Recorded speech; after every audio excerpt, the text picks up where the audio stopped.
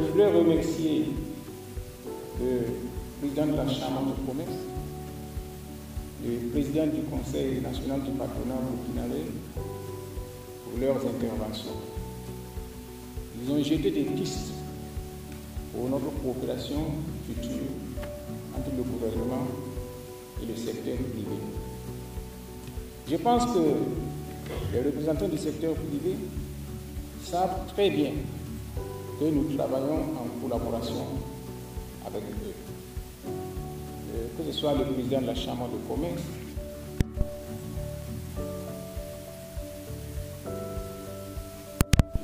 un certain nombre de fois pour échanger. Et donc, le gouvernement n'entend pas mener son action de façon isolément, sans associer le secteur privé, qui est le moteur de l'économie, qui emploie beaucoup de gens. Donc le gouvernement ne saurait entreprendre une politique qui va à l'encontre des intérêts du secteur privé.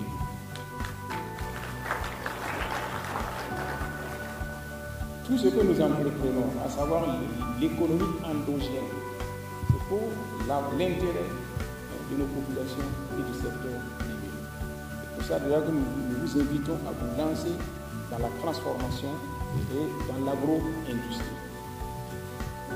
Maintenant, ce qui se passe, c'est que une nouvelle donne s'est imposée à nous. Notre sortie de la CEDEAO, comme je l'ai dit, peut semer des doutes. Mais, dans la réalité, le Burkina Faso commerce très peu avec les pays de la CEDEAO hors zone UEMOA. L'essentiel de notre commerce se fait avec les pays même extra-africains. Et l'essentiel de notre commerce africain se passe avec les pays de la zone UEMOA. Côte d'Ivoire, Togo, Mali, Bénin, subsidiairement avec le Ghana. Et ces échanges avec le Ghana ont existé avant la CEDEAO, se sont poursuivis pendant la CEDEAO et vont se poursuivre après notre retrait de la CEDEAO.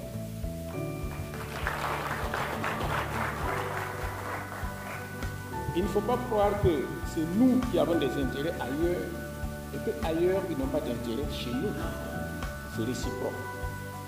Donc nous allons pouvoir de façon autonome négocier les futurs accords dans l'intérêt respectif de chaque peuple.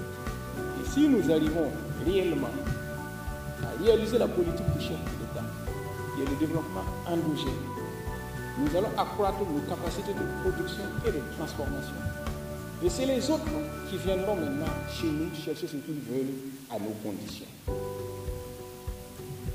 Il y a un empereur romain, Marc Aurèle, qui disait que l'obstacle est matière à action.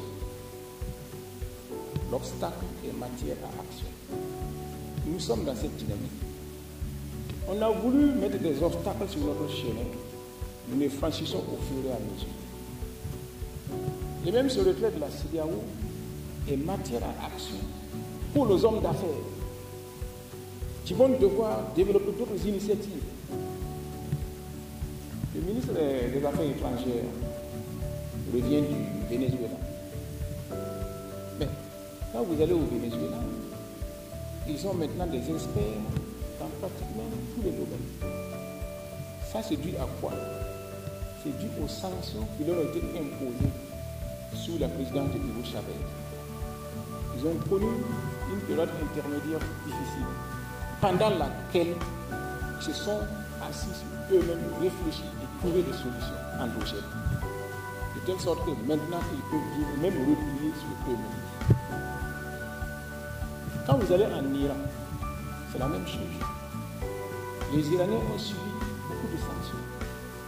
Ce qui les a amenés à réfléchir pour partir de bons pieds par eux-mêmes. Actuellement, l'Iran a développé plusieurs initiatives dans plusieurs domaines et est prêt à nous offrir son assistance dans les domaines que nous souhaitons. Quand je suis parti à Moscou, en décembre 2022.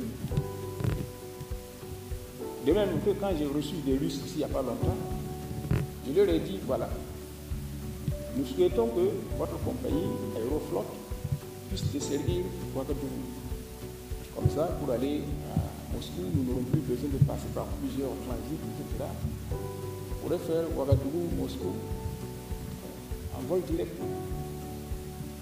Ils ont salué l'initiative et ils m'ont dit, exactement comme ils m'avaient dit à Moscou, que ce sera possible, mais pas dans l'immédiat. Parce qu'avec les sanctions qui leur ont été imposées par l'Occident, ils ont des problèmes de pièces de rechange. Mais qui se sont mis au travail pour produire ces pièces de rechange chez eux. Et qu'ils estiment que d'ici 2 ans, ils seront en mesure de produire ces pièces-là et de remettre leur industrie aéronautique sur de bons rails, à partir de leur propre énergie.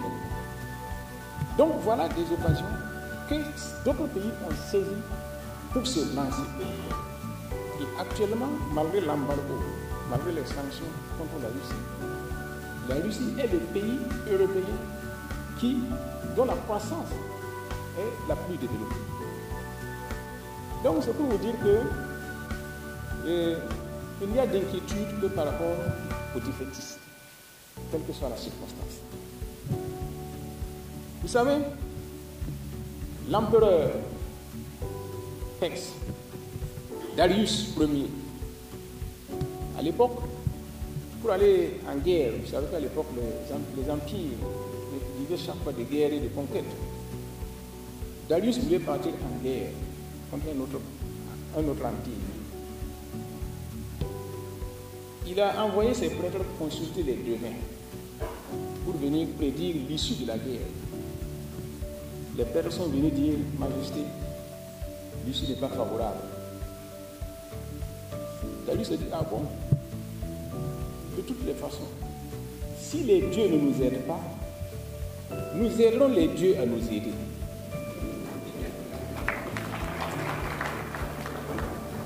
Et il est parti en guerre et il a gagné. C'est pour vous dire que c'est la détermination.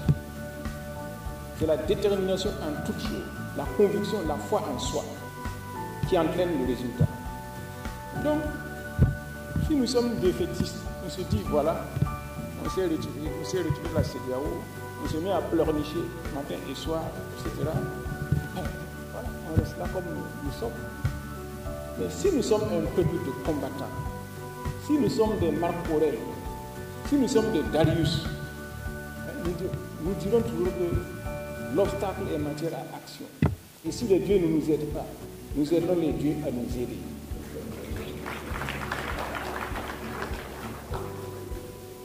Donc je voudrais que vous convainquiez tout le monde, votre entourage, que c'est une opportunité qui nous est offerte. Nous avons maintenant un grand espace. Un grand espace, n'est-ce pas, qui couvre pratiquement tout le Sahara, tout le désert. La plus grande superficie de l'ex-CEDEAO. 3 pays réunis, déterminés.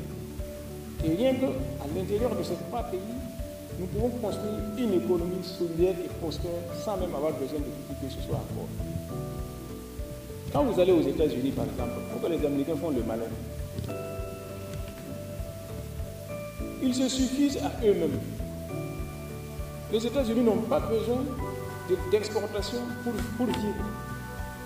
Ils n'ont pas tellement besoin d'importation pour vivre. Ils importent du pétrole, mais ils ont le pétrole chez eux. Donc, ils laissent leur pétrole pour consommer le pétrole des autres. Comme ça, quand là-bas ça va finir, ils viennent exploiter leur propre pétrole. C'est une question de stratégie. Leur industrie, c'est d'abord destiné à la consommation interne. Parce que le pays est vaste, la population est nombreuse. Donc d'ailleurs, c'est une occasion pour nous aussi d'entamer cette démarche-là et d'assurer le décollage définitif de nos pays.